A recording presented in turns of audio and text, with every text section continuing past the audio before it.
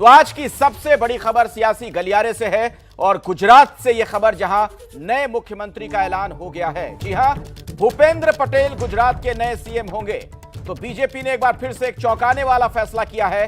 तमाम नाम जो इस रेस में थे, जो इस कुर्सी की दौड़ में थे, सभी नाम पिछड़ गए और आगे अब नाम है सबसे आगे भूपेंद्र पटेल का। विधायक दल के नेता वो चुन लिए गए हैं और कल 15 मंत्री भी उनके साथ शपथ ले सकते हैं।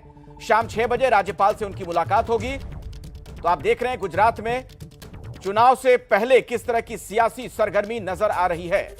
लगभग साल भर पहले मुख्यमंत्री बदल दिया जाता है वहां पर। और अगर भूपेंद्र पटेल की बात की जाए, घाट लोदिया से वो विधायक हैं, आनंदीबेन पटेल के खास माने जाते हैं। इसी सीट से आनंदीबेन पटेल चुनाव लड़ा करती थी। अहमदाबाद म्युनिसिपल कॉर्पोरेशन के चेयरमैन रहे, एक अच्छे प्रशासक की छवि उनकी रही है। अहमदाबाद जो अर्बन डेवलपमेंट अथॉरिटी है उसको भी उन्होंने हेड किया है। तो भूपेंद्र पटेल का नाम अचानक से सामने आता है। तमाम नाम जो इस रेस में थे, चाहे नितिन पटेल हो, पुरुषोत्तम रूपाला हो, सीआर पाटिल हो, मनसुख मांडविया हो, आरसी फल्दू हो, सारे नाम पिछड़ गए और अब भूपेंद्र पटेल मुख्यमंत्री होने जा रहे हैं। 59 साल उनकी उम्र, पाटीदार समुदाय से आते हैं। तो भूपेंद्र पटेल कौन है यह हम आपको बता रहे हैं। चूंकि उनकी चर्चा कहीं थी नहीं, उनका नाम कोई नहीं ले रहा था और अचानक से, जैसा कि बीजेपी कई मौकों पर इस तरीके से चौंकाने वाले फैसले कर चुकी है, इस बार भी कुछ ऐसा ही नाम सामने आया। पहली बार चुनाव लड़े, 1,17,000 से ज्यादा वोटों से जीते भूपेंद्र पटेल। गुजरात की पूर्व सीएम आनंदीबेन पटेल के करीबी माने जाते हैं और जिस घाट लोदिया सीट से वो विधायक चुने गए हैं, वहां बीजेपी की जबरदस्त पकड़ भी है। और ऐसे में अब भूपेंद्र पटेल पर भारतीय जनता पार्टी ने गुजरात में दांव लगाया है। चुनाव से पहले उनका चेहरा होगा मुख्यमंत्री के तौर पर। विजय रूपाणी की विदाई हुई है और आगमन हुआ भूपेंद्र पटेल का। तमाम नाम जो इस दौड़ में थे, कुर्सी की कबड्डी में नजर आ रहे थे, वो सारे नाम एक एक करके पिछड़ते चले गए। डिप्टी सीएम नितिन पटेल का नाम भी था रेस में, लेकिन आखिरकार वो भी पिछड़ गए। पाटीदार समाज से हैं, गुजरात में पाटीदार प्रभावशाली हैं। ये एक बड़ी वजह, आखिर क्यों कमान मिली, ये हम आपको बता रहे हैं। पाटीदार समाज के कई संगठनों के ट्रस्टी हैं, अच्छी पकड़ है अपने समुदाय के अंदर। आनंदीबेन पटेल के करीबी माने जाते हैं, जो कि वहां की सीएम रही। आनंदीबेन पटेल की सीट से ही ये भी चुनाव लड़े और बीजेपी की जबरदस्त पकड़ है इस सीट पर। और जो भी यहां से चुनाव लड़ता है, माना जाता है कि लाख वोट से तो वो जीत जाएगा बीजेपी का उम्मीदवार। क्यों मिली भूपेंद्र को कमान, ये हम आपको बता रहे हैं। किस तरीके का उनका बैकग्राउंड रहा है, किस तरह की उनकी पृष्ठभूमि रही है। एक अच्छे प्रशासक माने जाते रहे हैं, बेदाग छवि रही है। अहमदाबाद म्युनिसिपल कॉर्पोरेशन के चेयरमैन रहे, अहमदाबाद अर्बन डेवलपमेंट अथॉरिटी को उन्होंने हेड किया और इन जगहों पर उनका कार्यकाल बहुत शानदार रहा। और बीजेपी में खासतौर पर पिछले कुछ सालों में जो कार्यशैली देखने को मिली, जिस तरीके से अचानक से वो नाम सामने आ जाता है जो कहीं चर्चा में नहीं, कुछ इसी तरीके से भूपेंद्र पटेल का नाम भी सामने आया है।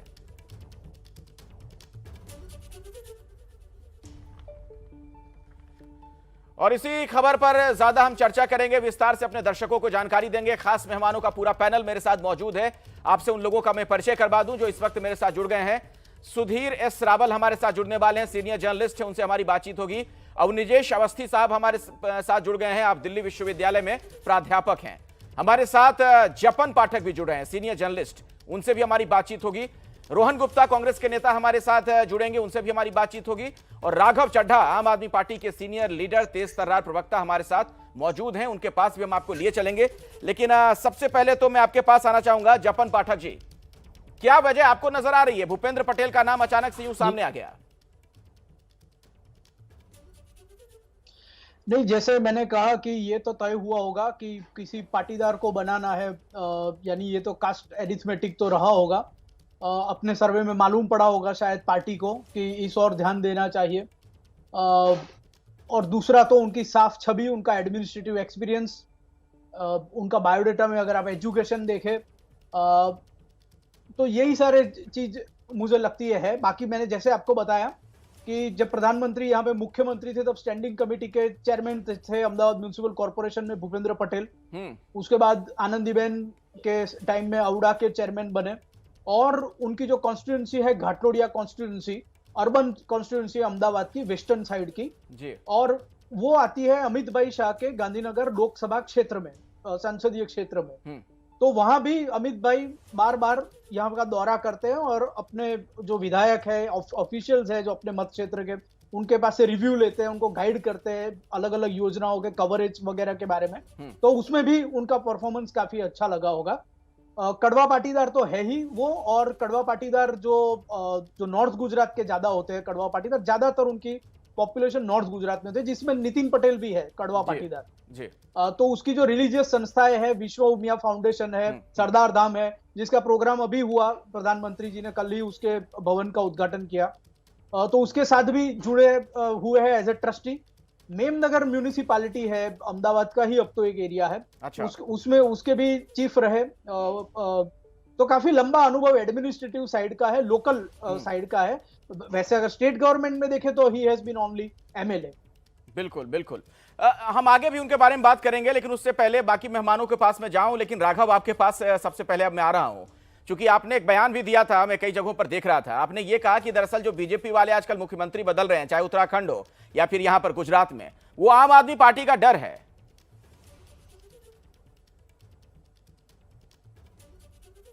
एक बहुत बड़ी भूमिका आम आदमी पार्टी की इकाई ने इन मुख्यमंत्रियों को हटवाने में निभाई है, ये सत्य है, इससे कोई आप इसको दरकिनार नहीं कर सकते।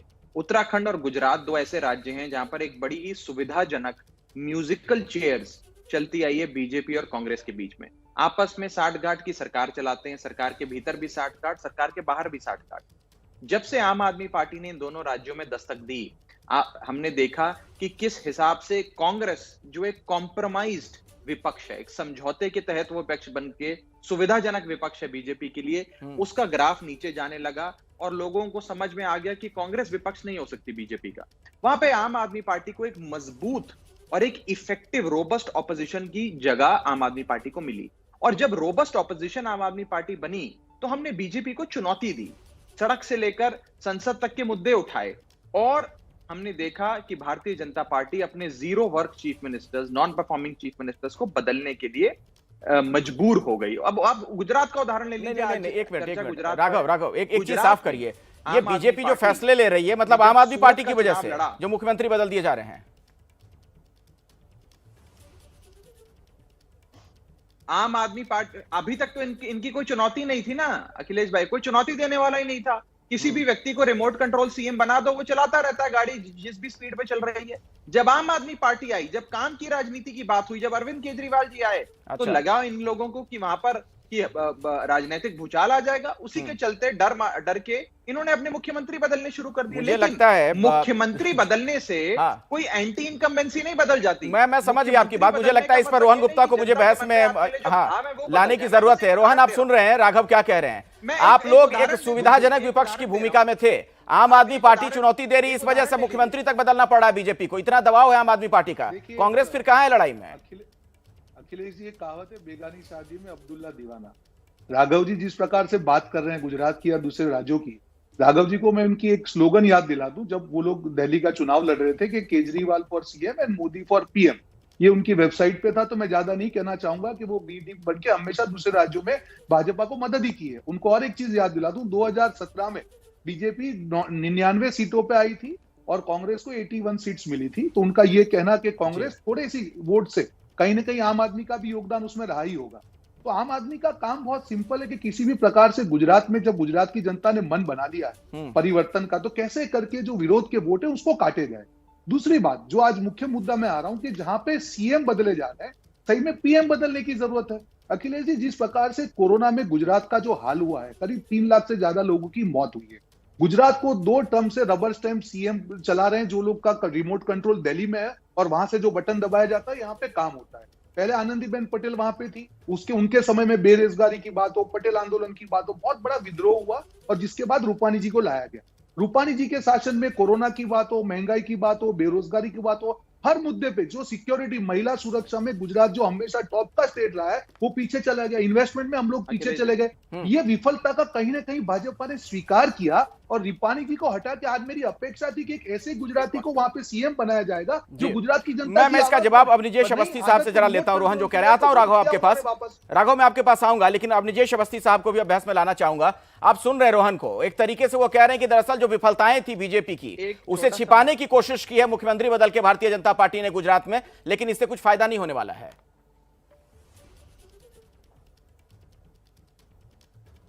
ऐसा है अखिलेश जी, एक बात बड़ी साफ सी है, नहीं बदलते तो लगातार मुख्यमंत्री के त्याग पत्र की मांग होती कि मुख्यमंत्री से इस्तीफा लो, मुख्यमंत्री से इस्तीफा लो। बदल दिया तो ये कह दिया गया कि रूपानी जी तो बहुत अच्छे थे।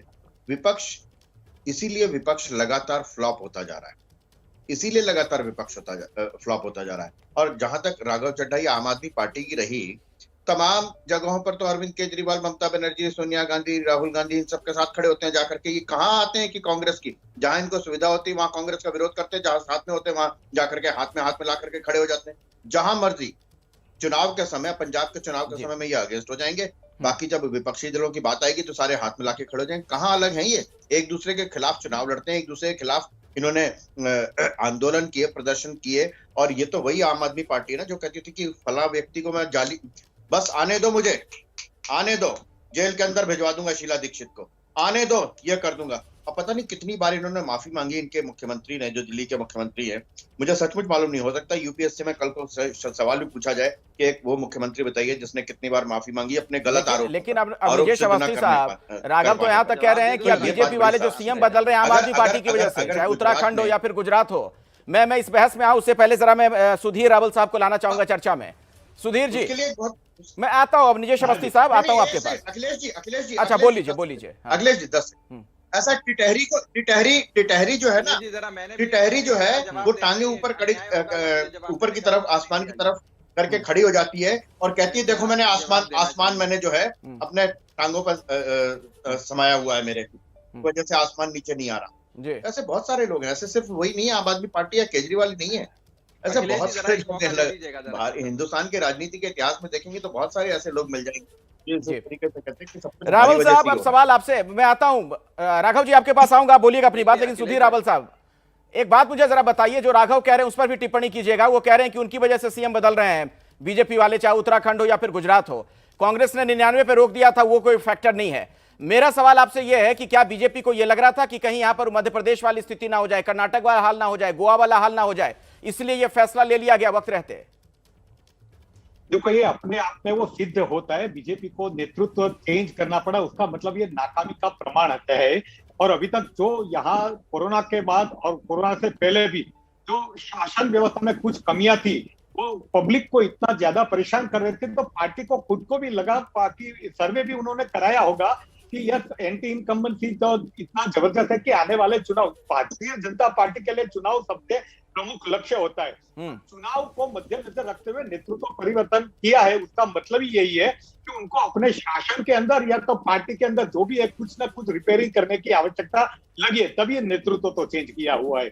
और दूसरी बात यह है कि एक मुख्यमंत्री के नाते वो कोई भी आदमी अच्छा हो, विजय भाई रूपाणी अच्छे आदमी है, लेकिन वो इतने कार्यदक्ष सिद्ध नहीं हुए, वो जिम्मेदार भी नहीं है, क्योंकि उसकी पूरी जो टीम है, उसका जो पार्टी के साथ संकलन है, वो सब में प्रॉब्लम था। मतलब ये विफलता का कोई आरोप एक व्यक्ति पर नहीं लगना चाहिए, तो वो पूरी सिस्टम में, पूरी पार्टी के अंदर भी जो अंदरूनी पॉलिटिक्स है, दिक्कत थी तो 5 साल फिर उन्हें क्यों रखा गया इस पद पर? सवाल तो ये भी खड़ा होगा ना।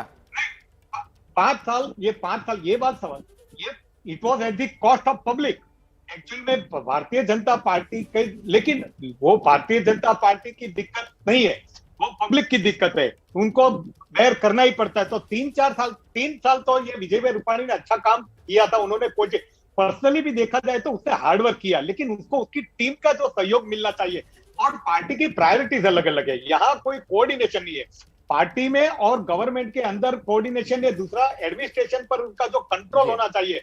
एक्चुअल में क्या एक अच्छे इंसान अच्छे एडमिनिस्ट्रेटर बन सके ऐसी जरूरत नहीं है, तो वो अच्छे इंसान जरूर है, लेकिन वो he is not able administrator. तो उनका बहुत, उनकी वजह से काफी कुछ दिक्कतें हुई और पब्लिक ने देखा, नॉट ओनली कोरोना, अलग भी काफी यू टर्न लिए। जो गवर्नमेंट ने अच्छे निष्ठा से अच्छे डिसीजन लिए उसको तुरंत चेंज करना पड़ा। मतलब there is lacking in leadership also और पार्टी के अंदर, तो लगता है कि ये नतीजा उसी का है। ठीक है जपन पाठक जी, मेरा सवाल आपसे यह है, आपको क्या लगता है विजय रूपाणी ऐसा क्या नहीं कर पाए जो अब ये कर देंगे भूपेंद्र पटेल?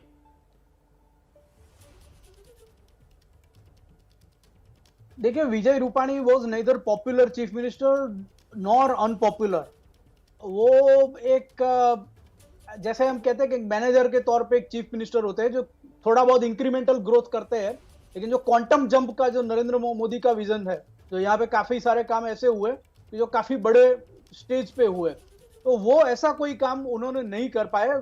दूसरा, सुधीर भाई ने तो गवर्नमेंट के साथ काम भी किया है, तो उनका ये निरीक्षण भी सही है कि अधिकारी राज, यहाँ के जो ऑफिसर्स है आईएएस ऑफिसर्स, वो जैसे राज कर रहे हो यहाँ पे, इस तरह का एक सिस्टम बना था। और इसकी कंप्लेन विशेष तौर पे कोविड के टाइम पे काफी आई कि इलेक्टेड रिप्रेजेंटेटिव को अगर हम फोन करें तो वो बेबस है, दिख रहे हैं, और आईएएस ऑफिसर के ऊपर पूरा डाल रहे हैं कि वही कर सकते हैं, हॉस्पिटल में एडमिशन कराना है, एम्बुलेंस का जुगाड़ कराना है। तो ये एक कंप्लेन आ रही थी काफी सारी, और मुझे लग रहा है कि ये जिस तरह का, ये कोई स्मॉल चेंज नहीं है भूपेंद्र पटेल को लाना अभी। ये मुझे लगता है कि ये छोटा मोटा रिशफल या रिजिग नहीं है, ये रिबूट है और हार्ड रिबूट है। और शायद कल जो मिनिस्टर्स की स्वेरिंग इन होगी, जैसे आपने सेंट्रल में भी यदि देखा होगा कि मंत्रिमंडल में हार्ड रिबूट हुआ, बहुत बड़े पैमाने पे चेंज हुए, काफी मंत्री जो आप सोच भी नहीं सकते उनको बाहर का रास्ता दिखाया। तो ऐसा हार्ड रिबूट मुझे लगता है कि ये होगा। ये एक बड़ा संकेत है कि हम कोई छोटे मोटे रिजल्ट नहीं चाहते। आप देखिए, पिछले साल गुजरात में 8 विधानसभा के बाई इलेक्शन हुए, अक्रॉस सेक्शंस हुए, कोई आदिवासी एरिया में हुआ, कोई पटेल एरिया में हुआ, कोई दरबार एरिया में, कोई कच्छ सौराष्ट्र में हुआ, कोई ईस्ट में हुआ, साउथ में हुआ, नॉर्थ में हुआ, लेकिन सभी जगह बीजेपी ने अपनी सीटें निकाली और काफी सारी सीटें स्नैच की। इस साल अगर आप देखें तो एक विधानसभा का बाई इलेक्शन था मुरवा हडफ का, वो भी बीजेपी ने निकाल दिया, वो भी स्नैच की थी, मतलब पिछली बार बीजेपी के पास नहीं थी। सारे म्यूनिसिपल कॉर्पोरेशन और डिस्ट्रिक्ट पंचायत बीजेपी ने जीती, जो 2015 में पाटीदार रेजिस्टेंस ने गवाई थी। तो अगर आप देखें तो पॉलिटिकली ये सिचुएशन नहीं थी अभी। तो सवाल ये है ना, अगले साल बीजेपी देखिए आपकी बात जो उसमें मुझे एक विरोधाभास नजर आ रहा है, आपकी बात में मुझे कॉन्ट्रास्ट दिख रहा है। फिर क्यों बदलने की जरूरत पड़ी जब इस तरीके से विजय रथ पर सवार थी बीजेपी? उनके कामकाज को शायद जनता सराह रही थी, आगे बढ़ते जा रहे थे, जीतते जा रहे थे सीटें। अब निजेश अवस्थी साहब, वही मैं बता रहा हूं, जस्ट मैं समाप्त कर रहा हूं कि हाँ जल्दी से, फिर बड़ी साफ सी बात है। अखिलेश जी रोहन भी आपके पास भी मैं आता हूं, लेकिन जरा आप निजेश अवस्थी को बोल लेने दीजिए। कांग्रेस और आम आदमी पार्टी ने जो यहाँ पर बताया, आता हूं राघव जी, आपके पास भी आता हूं। हाँ, मैं किस तरीके से वो असफल रही है वहां पे भाजपा। अभी जपन पाठक जी ने पत्रकार के रूप में बताया कि तमाम विधानसभा चुनाव, म्युनिसिपैलिटी के चुनाव और अन्यथा अदरवाइज ऑल्सो गुजरात की जनता ने बीजेपी का साथ दिया है। किसी व्यक्ति से नाराजगी का सवाल नहीं है, सवाल यह है कि जिस पेस पर, जिस तरीके से, और सबसे महत्वपूर्ण बात यह है कि एक बात तो बड़ी साफ सी हो गई ना कि तमाम नाम जिनकी बातचीत की जाती रही थी और पिछले 24 घंटे में हो रही थी कि ये है रेस में, ये है रेस में, ये है रेस में, ये सिर्फ भाजपा है कि वहां पर कोई भी व्यक्ति मुख्यमंत्री बन सकता है। उसको लॉबिंग करने की जरूरत नहीं है, उसका नाम उछालने की अपनी जरूरत नहीं है उसको। ये सबसे महत्वपूर्ण बात है कि हर एक व्यक्ति, बीजेपी का एक छोटे से छोटा व्यक्ति भी जो है, ये जो संगठन कौशल है, ये जो संगठन में निष्ठा है, ये सबसे महत्वपूर्ण बात है जो भाजपा को तमाम राज्यों में बाकी पार्टियों से बहुत अलग करती है। यहाँ पर कोई एक व्यक्ति के गॉडफादर बना करके सीढ़ियां नहीं चढ़ता। ये जो बात कह रहे हैं अब निजेश अवस्थी, उसी से जुड़ा सवाल रोहन गुप्ता जी, मेरा एक सवाल आपसे ये है, जो व्यक्ति इस पूरे, जब हम देख रहे थे विधायक दल की बैठक हो रही, उसमें भी सबसे पीछे बैठा हुआ था, वो सबसे आगे आ जाता है। बहुत ये देखिए, ये वीडियो भी हम दिखा रहे हैं दर्शकों को, आप देख रहे हैं सबसे पीछे की सीट पर बैठे हुए हैं और सबसे आगे आते हैं, मुख्यमंत्री के लिए उन्हें चुन लिया जाता है। यही नहीं, आराम से तमाम राज्यों में जो मुख्यमंत्री बदल रही है बीजेपी, तो वहां पर आप देख रहे हैं कोई गहमा गहमी नहीं, कोई हंगामा नहीं, कोई अंदर खाने गुटबाजी की खबर नहीं आती, आसानी से ये ट्रांसफर कर लिया जा रहा है चीफ मिनिस्टर का जो पोस्ट है। आपके यहां हम देख पा रहे हैं कुछ राज्यों में अजीब सी लड़ाई चल रही है, ये कैसे ठीक कर पाएंगे आप लोग, कैसे देखते हैं आप इसे? देखिए अखिलेश जी, जिस प्रकार से हम गुजरात की पहले बात करें, ये गुजरात प्रयोगशाला नहीं है। अभी काफी लोगों ने कहा कि वहां पे जो चीफ मिनिस्टर वो मैनेजर की तरह काम करते थे या रबर स्टैम्प की तरह काम करते थे, रिमोट कंट्रोल से काम होते, तो उसका खामियाजा गुजरात में भुगता है। जिस प्रकार से कोरोना काल में जो हाल हुई ऑक्सीजन के बिना जो लोग मर रहे हैं, विदाउट एम्बुलेंस लोगों की, तो उन्होंने मुख्यमंत्री बदल दिया ना, वही तो कह रहे हैं। यही तो कहा जा रहा है कि बीजेपी के पास इंटरनल रिपोर्ट थी कि कोरोना के समय में अच्छा काम नहीं हुआ, उससे नाराजगी है जनता में, चेहरा बदल दिया बीजेपी ने। मैं आपको वही कहना चाह रहा हूं कि आज अपेक्षा ये थी कि ऐसे मुख्यमंत्री को चुना जाए जो पिछले जो 2 मुख्यमंत्री से एक लेसन लिया जाए कि अगर आपको वो मुख्यमंत्री को आपकी विफलता के कारण बदला जा रहा है तो कम से कम एक ऐसा मुख्यमंत्री हो जो गुजरात की जनता की आवाज बने। कब तक गुजरात की जनता अपनी आवाज के लिए दिल्ली का द्वार खटखटाती रहेगी? कब तक आप ये कहेंगे अरे मोदी जी वहां पे नहीं, गुजरात को कुछ नहीं मिला है 10 साल में जो अभी जिस प्रकार इसी से जोड़कर एक सवाल राघव आपसे, आप बहुत देर से कुछ कहना चाह रहे थे, मैं एक सवाल इससे जोड़ देता हूं। अभी हमने देखा वहां से फोर्ड का, जी ठीक है, रोहन हो गई आपकी बात। राघव देखिए, चेहरा कोई भी हो गुजरात में, तमाम लोगों का यही मानना है कि चेहरा तो वहां प्रधानमंत्री मोदी ही है, और कोई भी चेहरा आ जाए। देखिए विजय रूपानी ही जब इस्तीफा दे रहे थे तब भी इस बात का उन्होंने जिक्र किया कि हम आगे भी चुनाव में जाएंगे तो हमारे चेहरे तो प्रधानमंत्री मोदी ही होंगे।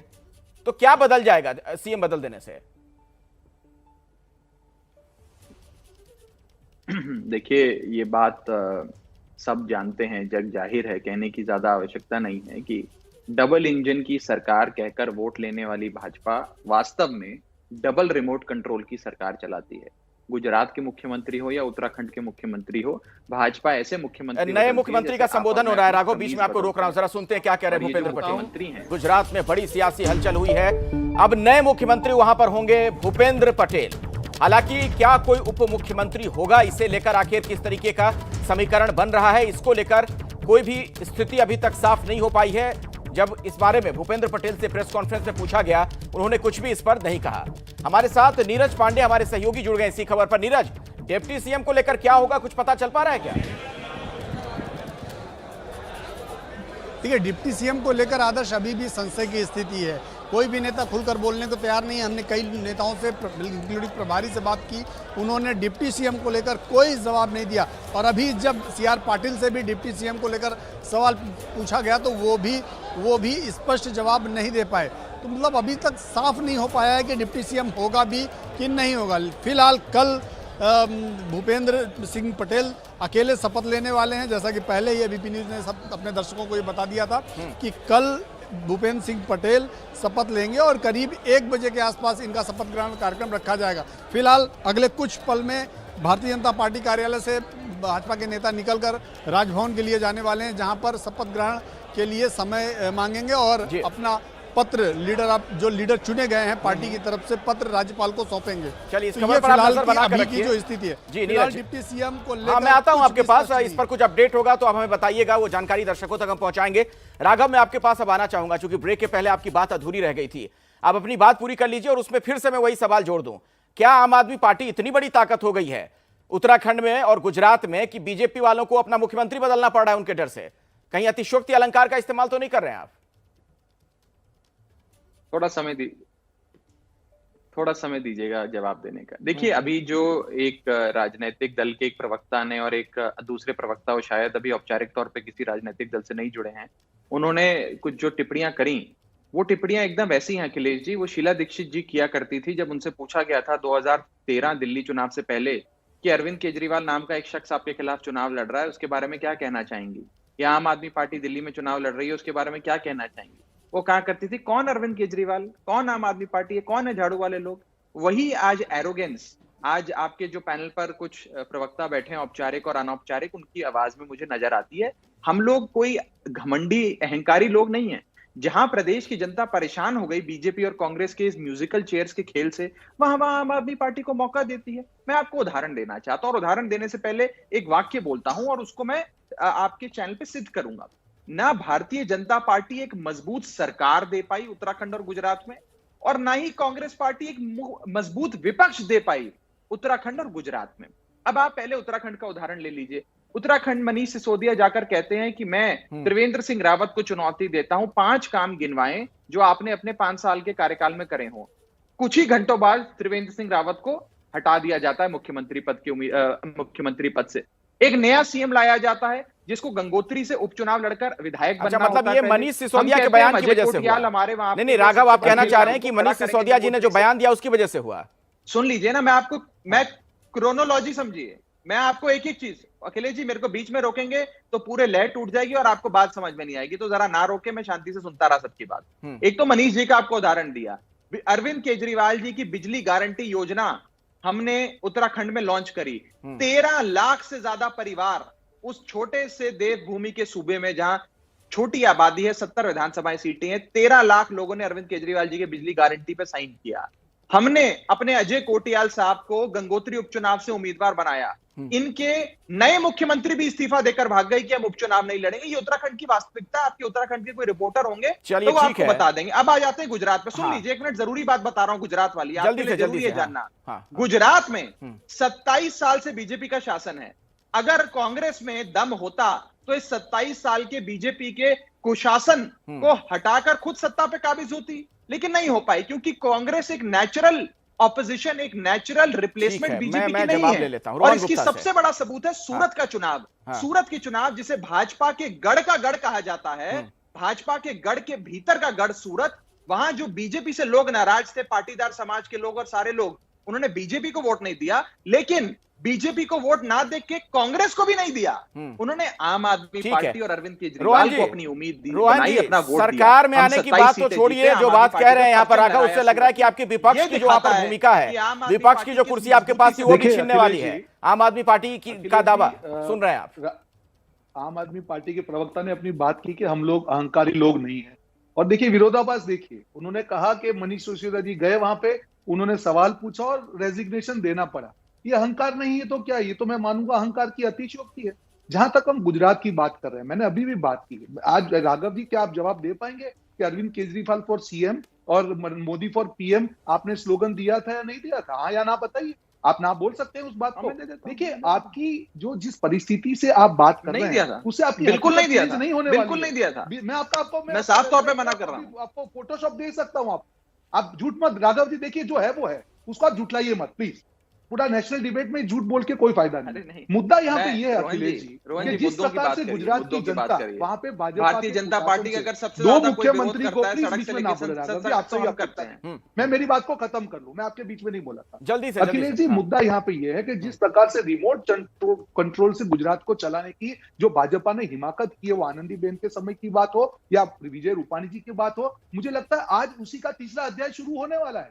कि जिस प्रकार से, मैं किसी व्यक्ति के अगेंस्ट में नहीं हूं, पर आज गुजरात को एक जरूरत थी एक ऐसे व्यक्ति की, एक ऐसे गुजराती की जो गुजरात के जो जख्म है उसके ऊपर मरहम लगाए, पर आज वो दिख नहीं रहा है, कहीं ना कहीं वो नहीं दिख रहा है। जो कोरोना काल में जो हाल हुआ है, आप क्या कहना चाह रहे हैं कि बीजेपी के पास ऐसा कोई है ही नहीं? मुझे लगता है कि मैं 30 सेकंड लूंगा अखिलेश जी, 30 सेकंड।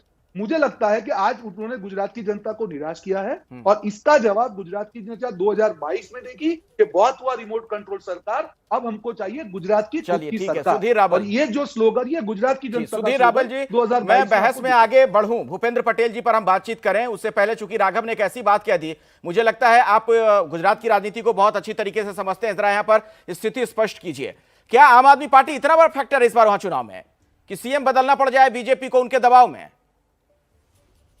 देखो, इस बात थोड़ी ठीक नहीं लगती है कि आम आदमी पार्टी आने से सीएम बदलना पड़ा। सीएम इसलिए बदलने पड़े कि उनकी 5 साल के शासन में पार्टी को खुद को एक्सपीरियंस हो गया कि ये नहीं चल सकता है। तभी जो बीजेपी किसी का सुन नहीं सकते, सुन के काम नहीं करती है, और पार्टी के अपने अपने प्रमाण होते हैं। अगर दूसरी बात, यहाँ ये परसेप्शन का खेल है। जब तक चुनाव आते तो बीजेपी भी परसेप्शन बहुत बनाती है, 150 सीट जाएंगे, लेकिन वो 99 लास्ट टाइम जीती थी। कांग्रेस आज भी उस वक्त 70 से ऊपर, और आज भले दल बदलू लोग थोड़े चले गए तो 65 लोग है, एमएलए है, उनका वजूद है, कुछ नहीं है ऐसा नहीं है। लेकिन आम आदमी पार्टी में कुछ जो सपोर्ट मिल रहा है, तो वो भी कुछ यूथ ऐसा है कि जिसकी अपेक्षा कहीं ना कहीं नहीं हो पा रही है, जिसको सेटिस्फाई कांग्रेस नहीं कर पा रही है। तो आम आदमी, लेकिन ये अभी 2 महीना 3 महीना वो कहना बहुत जल्दी होगा। ठीक है, समय नहीं मेरे पास। जपन पाठक जी, आपसे भी एक तुरंत कमेंट इसी पर लेना चाहूंगा। भूपेंद्र पटेल से बीजेपी को क्या फायदा होने जा रहा है, छोटे में आप क्या बता पाएंगे?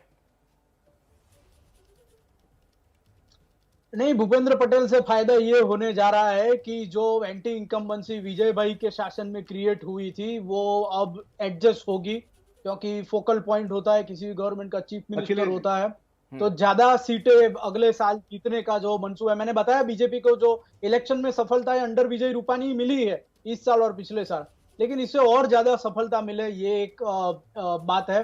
दूसरा, पाटीदार चेहरा है, तो कास्ट बैलेंसिंग का भी एक बात है। विजय रूपाणी तो जैन कम्युनिटी से थे, जो 1-2% से भी कम बस्ती है, माइनॉरिटी में आती है, लेकिन वो थे। ठीक है, मिनिस्टर। अब निजेश लेकिन अब अवस्थी जब साहब, इलेक्शन अब आ समय रहा नहीं पार्टी को है, अपने आपसे सर्वे आखिरी में कमेंट लगा इस पर हुआ मैं चाहूंगा, तो उन्होंने क्या नहीं देर की। तो नहीं हो गई कहीं बीजेपी को चेहरा बदलने में, या क्या आपको लग रहा है बिल्कुल सही समय था कि फेस बदल लिया बीजेपी ने तो फायदा होगा, नुकसान नहीं होगा? जो बार बार बात आ रही कि कोरोना के समय बढ़िया काम नहीं हुआ, या फिर गवर्नेंस को लेकर सवाल खड़े हो रहे थे, इन तमाम चीजों पर। अखिलेश जी, अगर कोरोना में सबसे ज्यादा खराब काम कहीं हुआ है तो वो दिल्ली, महाराष्ट्र और केरल में हुआ है। सबसे ज्यादा खराब कहीं काम हुआ है, और सबसे बेहतर काम हुआ है तो इसमें कोई कहने में हिचक नहीं होनी चाहिए कि उत्तर प्रदेश में हुआ है। लेकिन बात यह है कि ये लोग विपक्षी दलों का काम, ये सबसे महत्वपूर्ण बात है। मुझे तो बहुत अच्छा लगा राघव चड्ढा ने कहा 5 सवाल पूछे, मुख्यमंत्री बदला। मुझे लगता है कि अगले 5-7 मुख्यमंत्री और ये तय कर ले, वहां सवाल जाकर के पूछें, या सिर्फ चले ही जाएं तो मुख्यमंत्री बदल जाएंगे। ये बहुत सर, अच्छी समय नहीं है मेरे पास। राघव, आपके इस बयान पर हंसकर कुछ कहना चाह रहे थे, माफी चाहूंगा राघव, मेरे पास समय नहीं है, नहीं तो आपसे मैं इस पर जरूर एक कमेंट लेता। बहुत बहुत शुक्रिया आप तमाम मेहमानों का इस चर्चा में हमारे साथ शिरकत करने के लिए।